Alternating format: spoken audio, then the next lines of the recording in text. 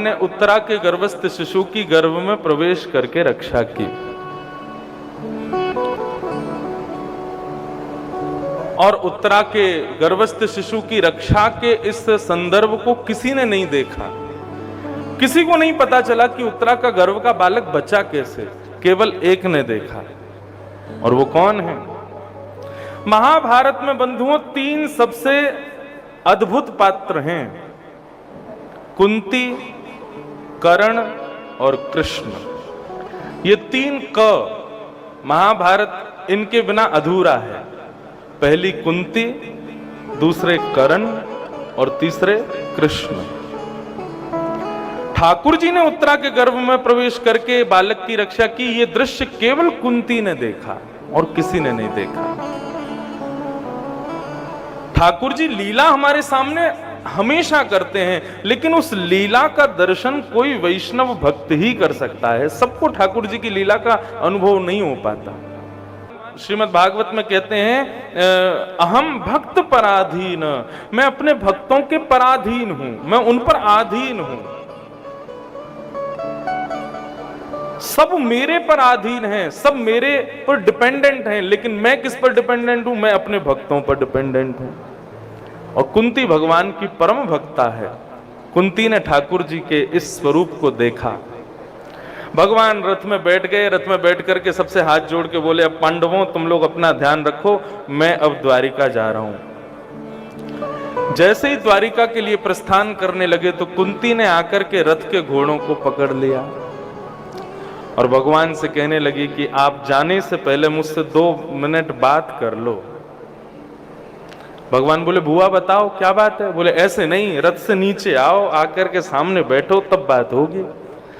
भगवान रथ से उतर गए। अब गिनते जाना कितनी बार द्वारिका जाने से रोक रहे हैं ये। एक बार रोका उत्तरा ने, दूसरी बार रोका कुंती ने। भगवान रथ से नीचे आकर के खड़े हो गए। कुंती ने ठाकुर जी के चरणों में प्रणाम किया। भगवान बोले, बुआ ये क्या कर रही हो? आप मेरी बुआ हो, मुझे आपको प्रणाम करना चाहिए, आप मुझे प्रणाम कर रही हो। कुंती बोली कि बालक होते तो मैं तुमसे प्रणाम ले लेती, लेकिन तुम तो ईश्वर हो। भगवान जोर से हंसने लगे। बोले, आपको किसने कह दिया कि मैं ईश्वर हूं? कुंती बोली कि तुम जिस रूप को मुझसे छुपा रहे हो कृष्ण, मैं सब जानती हूं। अब 2 मिनट कुछ कहो मत, केवल मेरी सुनो। मैं अपने संपूर्ण जीवन के भाव तुम्हारे सामने प्रस्तुत कर रही हूं। और बंधुओं, श्रीमद् भागवत में सबसे पहली भगवान की स्तुति यदि किसी ने गाई है तो वो श्री कुंती जी ने गाई है, और वो गा रही है। कुंती क्या कह रही है भगवान से? बहुत ध्यान से सुनिएगा। नमस्ये पुरुषं त्वाद्यं ईश्वरं प्रकृते परम अलक्ष्यं सर्वभूतानां अंतर्बहिर्वस्थितम्।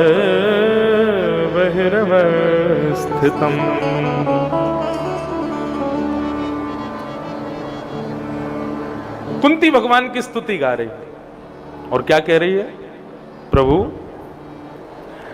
मानव भगवान को क्या दे सकता है? कुछ भी नहीं। केवल एक वस्तु दे सकता है। क्या? दोनों हाथ जोड़ करके, आंख बंद करके, सर झुका के नमस्कार। इसके अलावा आप भगवान को कुछ नहीं दे सकते। हम नमस्कार के अलावा ठाकुर जी के सामने जो कुछ भी प्रस्तुत करते हैं वो कृपा करके ठाकुर जी ने ही हमको दिया है। आप धन दे रहे हो, फल दे रहे हो, मिठाइयां दे रहे हो, सोने का छत्र चढ़वा रहे हो, चांदी का कुछ बर्तन दे रहे हो, ये जो कुछ भी आप ठाकुर जी को अर्पित कर रहे हो, ये सब ठाकुर जी ने ही आपको दिया है। एक प्रकार सकते हैं, वो क्या है? नमस्कार, प्रणाम। नमन, नमन शब्द का अर्थ क्या होता है? न मन। ये मन अब मेरा नहीं है, ये मन आपका है। यही है नमस्कार। कुंती ने भगवान को नमस्कार किया। भगवान बोले, बुआ आप हमको भगवान कह रही हो? बोले, हाँ, आप भगवान हो तो भगवान बोलूंगी। तो मैं भगवान हूं तो भगवान तो सर्वत्र विद्यमान होता है, सब जगह निवास करता है, तो मैं सबको दिखता क्यों नहीं हूं? बताओ। भगवान प्रश्न कर रहे हैं। यदि मैं भगवान हूं बुआ, तो मैं सबको हर जगह हर समय दिखता क्यों नहीं हूं? कुंती ने इतना सुंदर उत्तर दिया इस बात का। कुंती कह रही हैं, मैं बताऊं आप क्यों नहीं दिखते, क्यों नहीं दिखता? बोली, माया जवनिका छन्न आज्ञा दोक्षजमव्ययम् न लक्ष्य से मूढ़ दृशा नटो नाट्य धरो यथा। आप हमको दिखते क्यों नहीं हो?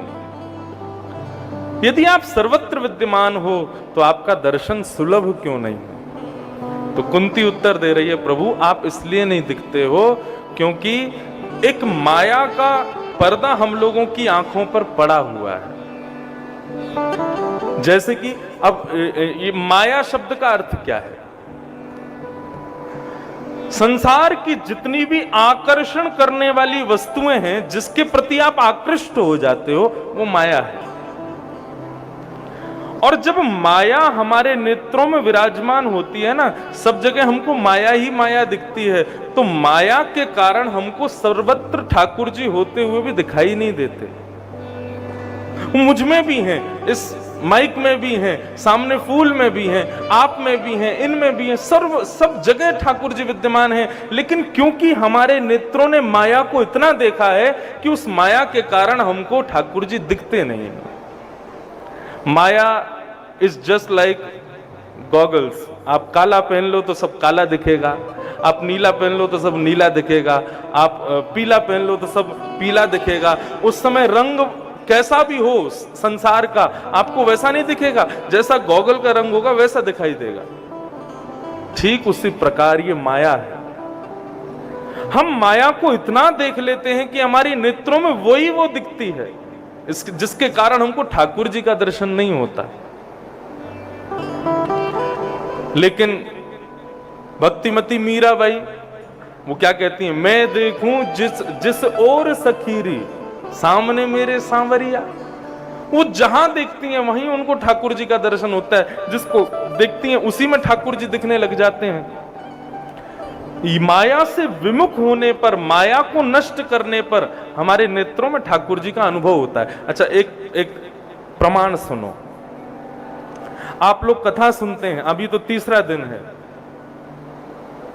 धीरे धीरे जब कथा में हम बहुत श्रवण करने लगते हैं ना, तो हमारे नेत्रों में जिन जिन लोगों के प्रति या जिन जिन स्थानों के प्रति या जिन जिन वस्तुओं के प्रति एक हीन भावना थी ना, कथा आपकी दृष्टि को बदल देगी। उसी वस्तु के प्रति आपकी एक सकारात्मक दृष्टि हो जाएगी उसी वस्तु के प्रति। ऐसा होता है कथा के प्रभाव से।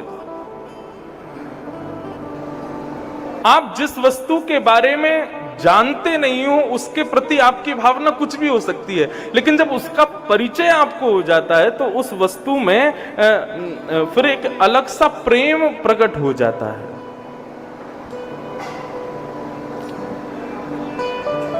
भिंडी खाने वाले दो प्रकार के लोग, एक तो वो जिनको भिंडी में स्वाद आता है, और दूसरे वो जिनको भिंडी में स्वाद नहीं, वो भिंडी के गुणों की वजह से भिंडी खाते हैं।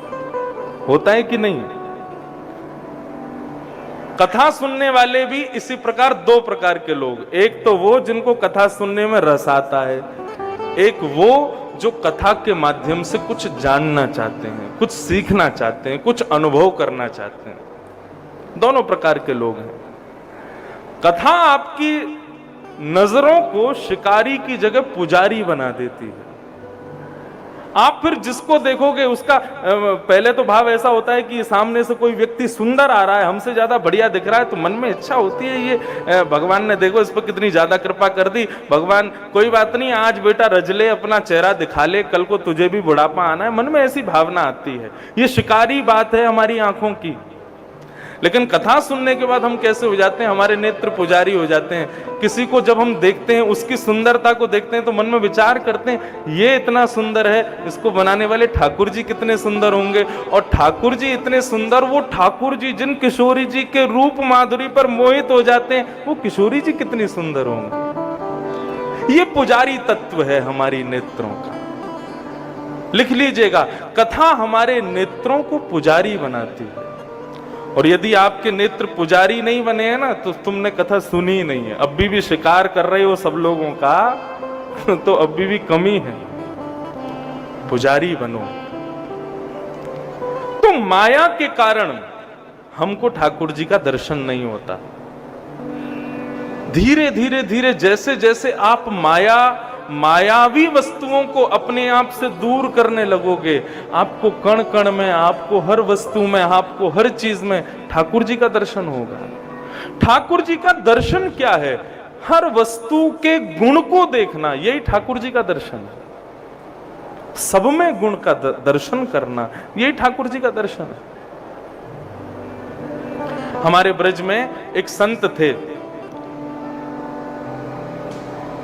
श्री पंडित गया प्रसाद जी महाराज। उनकी ऐसी ऐसी बातें बताई जाती हैं कि हम उस स्थिति में पहुंच ही नहीं सकते जिस स्थिति में वे थे। उनका नियम क्या था? गोवर्धन में रहते थे और गोवर्धन में नित्य उनका भजन, जैसे कोई माला जपता है, कोई नियम करता है, कोई हवन रोज करता है, सबके नियम होते हैं। उनका नियम क्या था? वो रोज गोवर्धन की तलेटी में झाड़ू लगाते थे, डेली। उनसे किसी ने पूछा, बाबा आप पूरे गोवर्धन में झाड़ू लगाते हो, उसके पीछे कोई कारण? तो इतना सुंदर उत्तर देते थे, वे कहते थे, अरे तुम नहीं जानो, मेरो कन्हैया आज भी लीला करवे, यहाँ गोवर्धन की तलेटी में आवे तो यहाँ लोग कूड़ो कचड़ो कर जामे, कांटे इनको छोड़ जामे, ये कीट कंकड़ पत्थर लाला के पैरन में चुभ जाते होंगे, या हमारे में रोज सोहिनी करके लाला के काजे या तलेटी को पवित्र कर दूं, शुद्ध कर दूं, वाकी लीला के काजे या को निर्माण कर दूं। उनकी दृष्टि देखो, उनके मन का भाव है कि आज भी ठाकुर जी यहां लीला करते हैं, उनको कहीं कीट पत्थर कंकड़ लगे ना, इसलिए रोज सोई नहीं करते। एक दिन तो हद हो गई, एक कोई महात्मा आए, उनकी कुटिया पर पहुंचे तो कुटिया पर महाराज जी नहीं मिले। किसी से पूछा, महाराज जी कहां? बोले सोहिनी करने गए, झाड़ू लगाने गए। जैसे ही तलेटी में जाकर के देखा तो बाबा एक कोने में बैठ करके रो रहे थे, रुदन कर रहे थे। उन्होंने पूछा, बाबा आप रो क्यों रहे हो? तो रोते रोते बोले ये कन्हैया इतनो ऊधमी है, इतनो शैतान है, माने ना है। मैं कितनों झाड़ू लगाए करके कीट कंकड़ पत्थरन को ने दूर करूं, ला करके मुट्ठी में भर के सबन को बीच में ही पटक दे, माने ही ना है, सबन को लाके बीच में ही डाल दे। हम लोगों की दृष्टि कहेगी देखो लोगों ने कितना कूड़ा कचड़ा कर रखा है, लेकिन उनकी दृष्टि क्या कहती है? कन्हैया माने ना है, मैं कितना साफ कर लूं, फिर तो यही गंदगी कर दे। ये दृष्टि, ये माया से विलग लोगों की दृष्टि ऐसी होती है। मायावी लोग किसी भी चीज का दोष मानवों को ही देते हैं। किसी भी चीज में कुछ भी गलत हो या किसी का कोई निंदा स्तुति, सब में मानव को देखते हैं। लेकिन माया से विलग जो भक्तगण होते हैं वो सब में ठाकुर जी का दर्शन करते हैं। उनके लिए अच्छा भी ठाकुर जी। एक मैया उनके फ्रैक्चर हो गया तो डॉक्टर ने प्लास्टर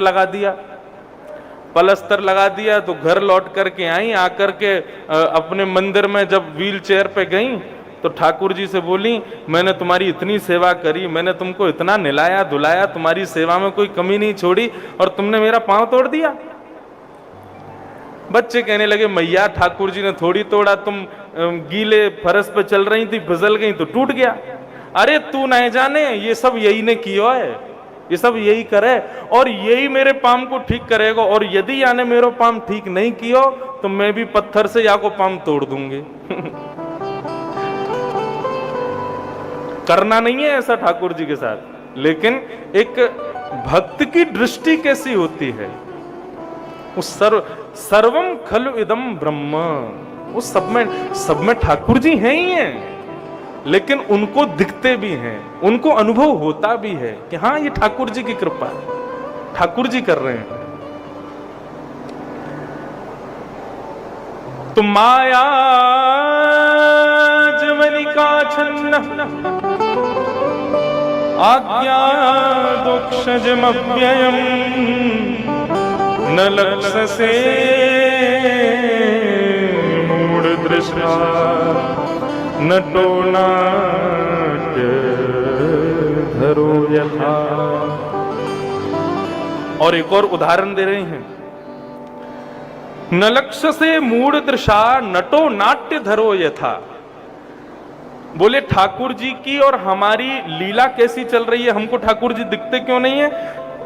क्योंकि ठाकुर जी और हमारा इस प्रकार का संबंध है जैसे कठपुतली का और कठपुतली को नचाने वाले का। कठपुतली को नचाने वाला पर्दे के पीछे रहता है, अपने हाथों में डोर बांध करके अपनी उंगलियों को चलाता है, उसी से कठपुतली नाचती है, गाती है, हंसती है, रोती है, सब लीलाएं करती है। दिखती क्यों नहीं है? क्योंकि बीच में एक पर्दा है। हमारी सारी क्रियाओं को क्रियान्वित वो कठपुतली चलाने वाला ही कर रहा है, लेकिन वो नहीं दिखता। देखने वालों को लगता है कि देखो कठपुतली नाच रही है, कठपुतली सो रही है, कठपुतली गा रही है। वास्तव में कठपुतली की सामर्थ्य नहीं है, सामर्थ्य तो उसको कोई और दे रहा है। वो दिखता क्यों नहीं है? क्योंकि पर्दा बीच में है। ठीक उसी प्रकार ठाकुर जी ही हमसे सब लीलाएं करवा रहे हैं, लेकिन हमको दिखते क्यों नहीं है? माया जवनिका छन्न, माया का पर्दा बीच में पड़ा है।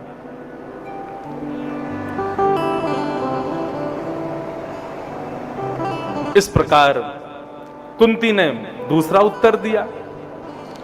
भगवान बोले, अच्छा बुआ एक बात बताओ, अगर हम भगवान हैं तो हम किसके लिए पृथ्वी पर आते हैं? राक्षसों के लिए आते हैं कि भक्तों के लिए आते हैं?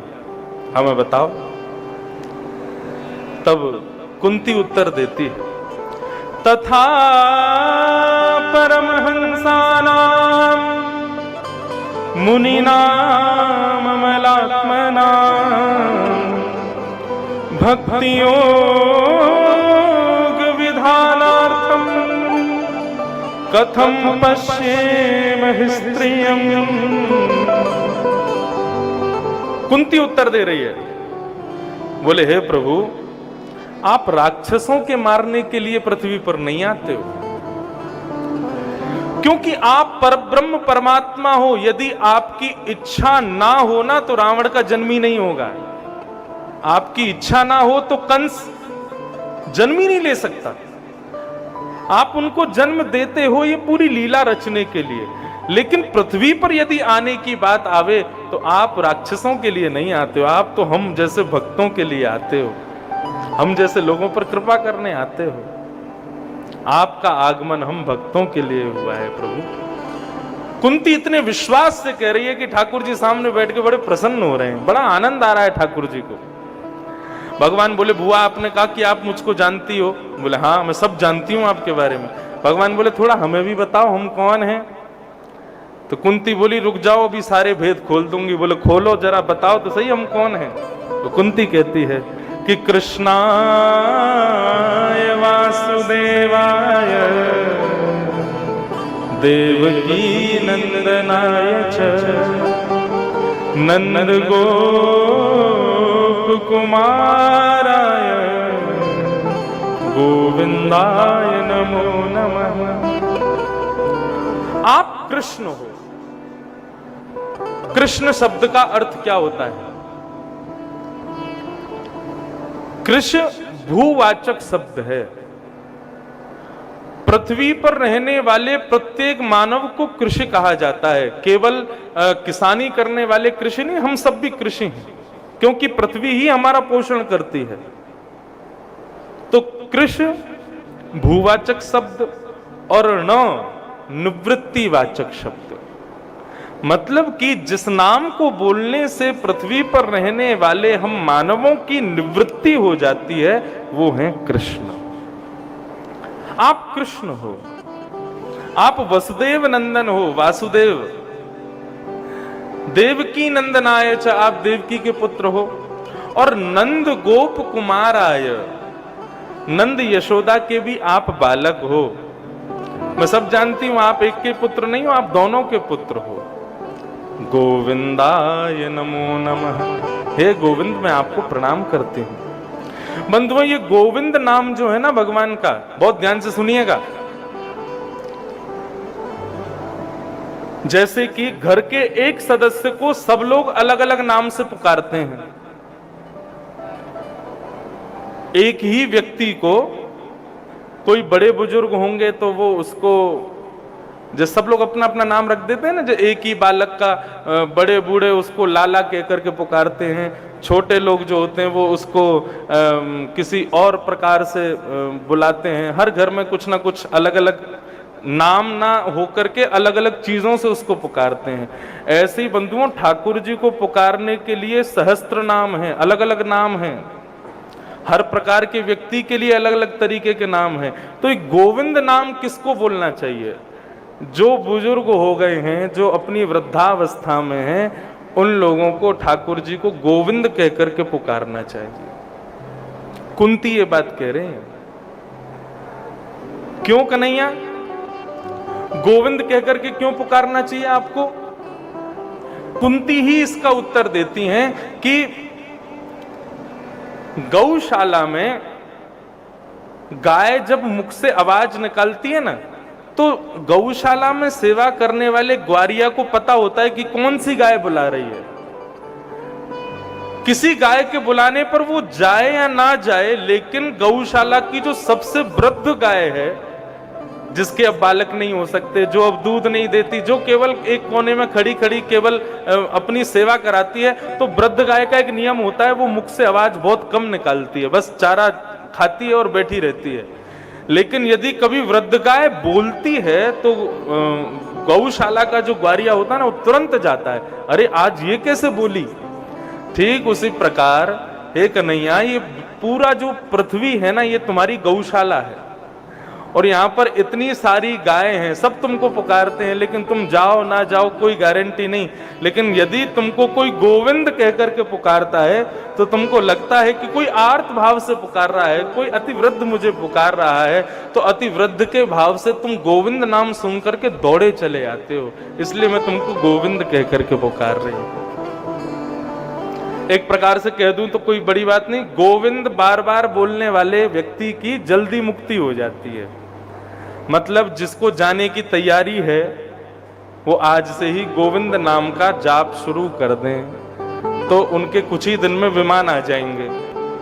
और यदि तुमने युवावस्था में ही गोविंद कहना शुरू कर दिया, तो फिर तैयार हो जाना। देखो ऐसा बात नहीं है, ये एक विनोद की बात है। लेकिन हाँ, ये जरूर है कि जब आपको लगे ना कि अब संसार से निवृत्ति चाहिए, तो गोविंद कहना शुरू कर देना। Govind is just like a emergency call. Thakur ji को आप कॉल कर रहे हो, भाई गोविंद गोविंद गोविंद। ठाकुर जी, अच्छा हो गए तुम निवृत्त? बोले हाँ मैं निवृत्त हूं, जाने के लिए तैयार हूं। तो गोविंद नाम का जब कीर्तन करोगे, ठाकुर जी तुरंत ले जाएंगे अपने साथ।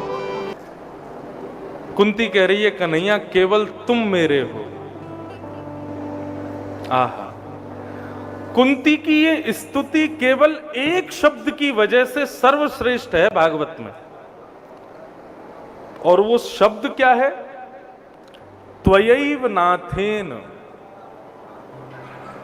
भगवान को सबसे ज्यादा पीड़ा कब होती है पता है? जब कोई भक्त कहता है कि मैं अनाथ हूं।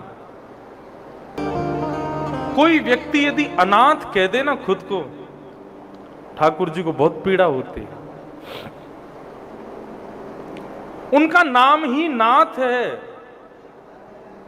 ठाकुर जी कह रहे हैं, तुम मेरे होते हुए अपने आप को अनाथ कैसे कह सकते हो? मैं जगतनाथ हूं, जगन्नाथ हूं, सबका नाथ हूं। आप कहोगे ये कैसे पॉसिबल हो सकता है? अरे भाई, जो जमीन बंजर होती है ना, जिसका कोई मालिक नहीं होता, सरकार अपने आप उसको अपने अंडर में ले लेती है। इसी का मतलब जिसका कोई नहीं होता वो ठाकुर जी का है, ऑटोमेटिक हो जाता है ठाकुर जी का। भगवान कहते तो तुमने अपने आप को अनाथ कैसे कहा? लेकिन कुंती भगवान से कह रही है, त्वयैव नाथेन मुहुः विपद्गणात्। हम लोग कहते हैं कि ठाकुर जी हमारे हैं, लेकिन कुंती की बात में थोड़ी सी डिफरेंस है, थोड़ा सा हमसे अलग है। क्या कि कुंती ये नहीं कह रही ठाकुर जी हमारे हैं, वो कह रही है केवल ठाकुर जी हमारे हैं, बाकी और कोई हमारा नहीं है। और हम किसको अपना कहेंगे? संसार में हमारा और दूसरा कोई नहीं है, केवल ठाकुर जी हमारे हैं। त्वयैव नाथेन मुहुर्विपद्गणात्, ये शब्द त्वयैव नाथेन, इस बात ने ठाकुर जी का मन हरण कर लिया। ठाकुर जी के नेत्र सजल हो गए। बोले बुआ, मैं मान गया कि तुमने मुझे अपना सर्वस्व दे दिया है, अब मैं तुम्हें कुछ देना चाहता हूं, मुझसे कुछ मांग लो। कुंती ने कहा पहले वचन दो, जो मांगूंगी सो दोगे। भगवान बोले वचन की क्या बात है, हम कह रहे हैं हम देंगे। बोले नहीं नहीं नहीं, पहले वचन दो। भगवान ने वचन दिया, जो मांगोगी सो देंगे। बोले एक नहीं 3 बार बोलो, देंगे देंगे देंगे। भगवान बोले देंगे देंगे देंगे, अब बोलो क्या चाहिए। कुंती कह रही है अपनी झोली फैला करके ठाकुर जी के सामने, और क्या मांग रही है ठाकुर जी से। विपद सन्तु न सस्वत् तत्र तत्र जगद्गुरो भवतो दर्शनं यस्यात् अपुनर्भवदर्शनम्।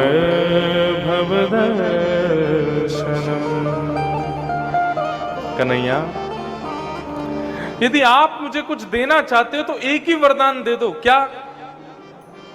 इस संसार में जितने भी बड़े से बड़े दुख हैं ना, जितने बड़े से बड़े कष्ट हैं ना, वो इस कुंती के जीवन में आकर के डेरा जमा लें, ऐसी कृपा कर दो मुझ पर। भगवान स्तब्ध हो गए। बुआ, ये क्या मांग रही हो तुम? कष्ट मांग रही हो, दुख मांग रही हो। मुझसे आज तक किसी भक्त ने ये नहीं मांगा। संसार के लोग मांगने की लिस्ट खत्म नहीं होती उनकी, और आज तुझे जब पता ही चल गया कि मैं साक्षात ईश्वर हूं, मुझसे मांगने का जब समय आया और अपना जीवन देखा तूने, बचपन से आज तक तू कभी सुखी नहीं रही। हमेशा तेरे जीवन में कष्ट बना रहा, हमेशा तेरे जीवन में दुख बने रहे। कल ही तेरे बच्चों ने महाभारत का युद्ध जीता है, युधिष्ठिर राजा बन गया है हस्तिनापुर का, अब जीवन में सुख आया है, तो तू मेरे सामने झोली फैला करके कह रही है कि मुझे कष्ट दे दो, मुझे दुख दे दो। क्यों? कुंती का उत्तर सुनकर तू मेरे सामने झोली फैला करके कह रही है कि मुझे कष्ट दे दो, मुझे दुख दे दो। क्यों? कुंती का उत्तर सुनकर के द्वारिकाधीश के नेत्र सजल हो गए। कुंती कहती है, कन्हैया तुम मानते हो कि कल तक मेरे जीवन में बहुत दुख थे। हाँ, मैं मानता हूं कल तक तुम्हारे जीवन में बहुत दुख थे, लेकिन कल महाभारत युद्ध के बाद मेरे जीवन में अब सुख आ गए हैं। बोले हाँ, अब तुम्हारे पुत्र राजा बन गए, वनवास खत्म हो गया, तुम्हारा जो हस्तिनापुर है वो तुमको वापस मिल गया, अब जीवन में सुख ही सुख है। कुंती ने कहा, कन्हैया कल तक जीवन में दुख थे ना, तुम हमारे साथ खड़े थे, और आज जब हस्तिनापुर मिल गया तो तुम हमें छोड़ के द्वारिका जा रहे हो। वो सुख नहीं चाहिए जिसमें तुम छोड़ के चले जाओ, वो दुख बार बार चाहिए जिसमें तुम संग खड़े रहो हमारे। बंधुओं, ये संसार के लोगों का नियम है कि वो ठाकुर जी की स्मृति, ठाकुर जी का याद कब ज्यादा करते हैं? जब बहुत कष्ट में होते हैं। जीवन में जब सुख आता है तब ठाकुर जी की स्मृति नहीं होती। लेकिन मैं एक बात कह दूं, जो दुख में सुमिरन कर रहा है ना ठाकुर जी का, वो स्वार्थी है, लेकिन जो सुख में भी ठाकुर जी का स्मरण करता है वही ठाकुर जी का प्रेमी है। बस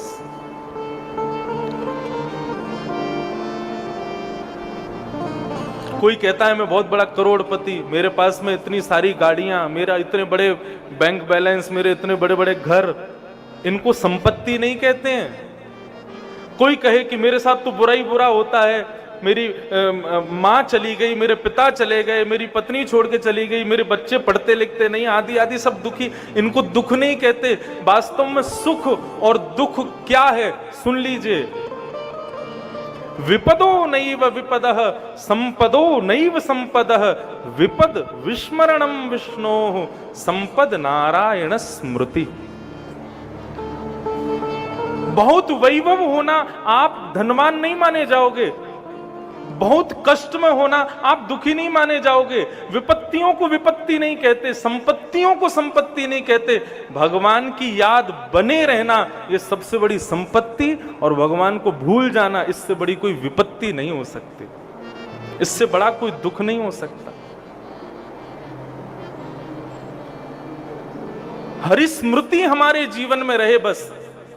बंधुओं देखो, इस कथा के बाद में ऐसा तो है नहीं कि यहां पे ठाकुर जी प्रकट हो जाएंगे, आप सब लोगों को मिल जाने वाले हैं, ऐसा कुछ नहीं होने वाला। केवल एक चीज आप अपने साथ लेके जाओगे, वो है इस कथा की स्मृति, इस कथा की यादें, इस कथा के अनुभव। ये अनुभव, ये यादें, ये स्मृतियां ही आपको ठाकुर जी के पास पहुंचा देंगी। अगर ये स्मृति विस्मृत हो गई ना, उस दिन को सबसे काला दिन मानना, उस दिन को सबसे बड़ा दुख वाला दिन मानना कि हम ठाकुर जी को भूल गए, हमने ठाकुर जी को याद नहीं किया। आज कुंती कह रही है, कन्हैया मुझे दुख दे दो, क्योंकि दुख में तुम साथ रहते हो, दुख में तुम्हारा अनुभव होता है कि तुम पास बैठे हो। दुख में एक आशा रहती है तुमसे, क्या पता तुम हमको यहां से निकाल दो, तुम हमको यहां से बचा लो। लेकिन सुख आने के बाद में ना अपने आप पर अहंकार हो जाता है कि अरे मैंने सब कर लिया, मैं तो यहां से भी निकल जाऊंगा, अरे ये कौन सी बड़ी बात है, इसको तो ऐसे कर दूंगा। सुख में ही अभिमान आ जाता है, लेकिन दुख में हम तुम्हारी तरफ समर्पित हो जाते हैं कि हे प्रभु रक्षमाम, मेरी रक्षा करो। इसलिए कन्हैया मुझे सुख नहीं चाहिए, मुझे फिर से दुख दे दो, ताकि मेरा कन्हैया मेरे पास रहे, मेरा लाला मेरे साथ रहे। ये बात कहना हुआ कि ठाकुर जी ने दौड़ करके कुंती को अपने हृदय से लगा लिया। बुआ, मैं तुझे वचन देता हूं, तू जब नेत्र बंद करके मेरा ध्यान करेगी, मैं प्रकट होकर के तुझे दर्शन दिया करूंगा। तो जब मुझे बुलाएगी तब मैं तेरे पास आया करूंगा।